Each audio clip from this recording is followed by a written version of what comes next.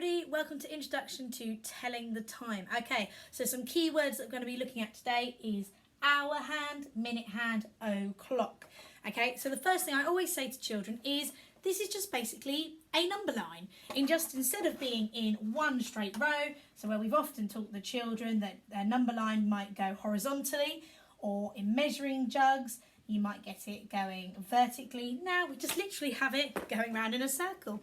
So just to get them used to the fact that it's really worthwhile as a life skill, them to understand that if they learn to tell the time, one, they get to know when it's home time at the end of a school day, lunchtime, and actually gives them a lot of independence on knowing about these skills. So the way that often I like to teach it to my children, you have two hands, okay? One is always shorter, one is always longer.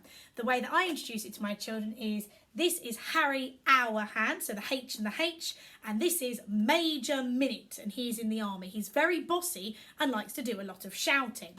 So when the children understand that the clock will always move in this direction going round, best way to start introduction to time is ask them to do something like, here's a sand timer, or here's your mobile phone timer, 20 seconds, how many times can you write your name, do star jumps, run the length of the garden, to understand that time does pass and that actually certain actions or certain events will take longer than others. Good way to also start is to get them to order sequence events of the day, so draw or take pictures or find something online. What do you do first? How do you get dressed in the morning? What do you do in a daytime? Ordering events. Again, time is often linked to the fact that we will use days of the week, months of the year, and time units such as minutes, hours and seconds. Okay, so as I said, we often introduce that we have Harry hour hand and Major Minute. Now, Major Minute is really bossy. Every time he gets round to the 12, he shouts, "O'clock!" And you've got to be really bossy when you say this. Okay, Harry hour is quite quiet. He's only a private in the army, and when he gets to his number, he knows it's really important that he makes the major wake up. So he tries to say his number. So we get 1:00. We move it around. It's now the new time he's on parade. He needs to say his number 2. Major Minute's got in there afterwards, really loud, 'o'clock. And we keep practicing. And this is a really good way because the children love it, especially if you are Harry hour and they get to be Major Minute and yell the o'clock. Again, great way of introducing the vocab is, of course, the game What's the Time, Mr. Wolf. So lots of practicing, having actual a clock off the wall or a clock wristwatch that you could use to practice time. And it's really important that the children have a go, not only reading the time, but then practicing seeing what clock is there, but actually then you saying 5:00 and then having a go at spinning the hands, remembering that Harry hour has to point at the little number and Major Minute for the o'clocks must always point at the 12. Now, we start to get to the point when we then have to start introducing half past, and this is where I would always say go to food. So the children, if you told them that this was a cake and they were going to get half and you did this, they'd absolutely tell you no. Like this? No. However, if you covered half of it like this, they would absolutely say it's fair that you and they were each getting half. And this is the way to describe it to children. So I say that when Major Minute now gets to the 6, okay, he's decided we're halfway through the day, because we're half the way round, okay, so he now yells 1/2 okay, and it's understanding the children that Major Harry hour is going to say whatever number he has just gone past. He's running a bit late for parade duty and he's a bit worried. So for example, here we go. We start with our 1:00. He starts moving round. We're halfway through our day. Here's half our cake. So this time Major Minute is getting hungry. It's halfway through the day. He gets to yell his part first. 1/2.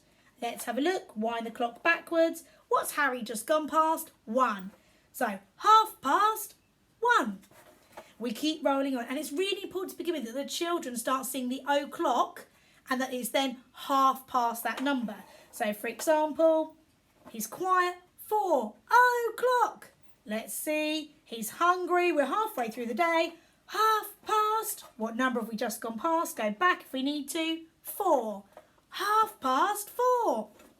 Now, Again, quarters are a really good way of introducing it because the children know that if, when they're doing fractions, if I break this down, and then if I use this and cover this section up, here is a quarter. And again, we've talked about past. We're going past the hour, which is why it's really important that apart from just learning digital time, especially like on mobile phones and computers, that they do learn analogue as well. So we get to our 4. He's going 4 o'clock. So now we're going past the hour and we're getting to the point where we've had 1/4 of our cake. Okay, so again, anytime it's past the o'clock, we know that Major Minute is really bossy and wants to shout first. So we go 1/4 past. What's the number we've just gone past? 4.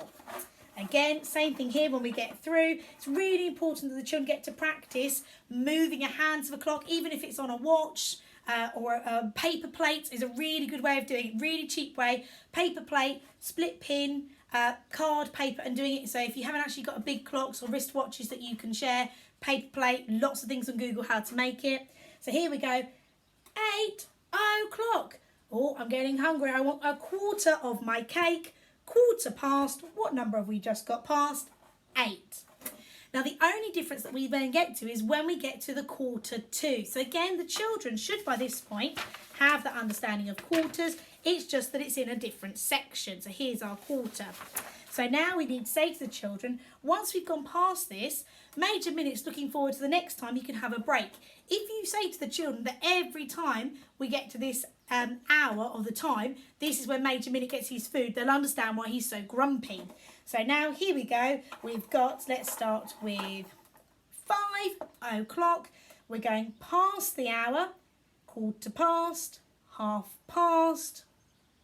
Now it's showing the children that we've gone past that point. So now we've had our 1/4. Here's our 1/4. We're now going 1/4 to, and we're closer to the next time. So if you said to them, right, if you had to run, if you were here and you had to run to catch a bus and you had to go from here to here, or you had to go from here all the way back, which one would be faster? So here we go, 1/4 to. What number is Harry closer to? 6. 1/4 to 6. Next steps, eventually we'll come to realise the fact that for Major Minutes, actually, where you see each of these hour numbers going around, they're actually in increments of 5, which is why it's really important to be able to count up in 5s or know your 5 times table as well. The idea for continuing into year 2, year 3 and onwards is that the children then learn to the 5 minutes for the hour and eventually to the point where they're confident reading to the actual minute. So they will then work on digital times as well. But a really good starting point is analogue clocks. Do use the paper plates. Start with o'clocks and 1/2 past after you've done sand timers and activities like that, and just have a go.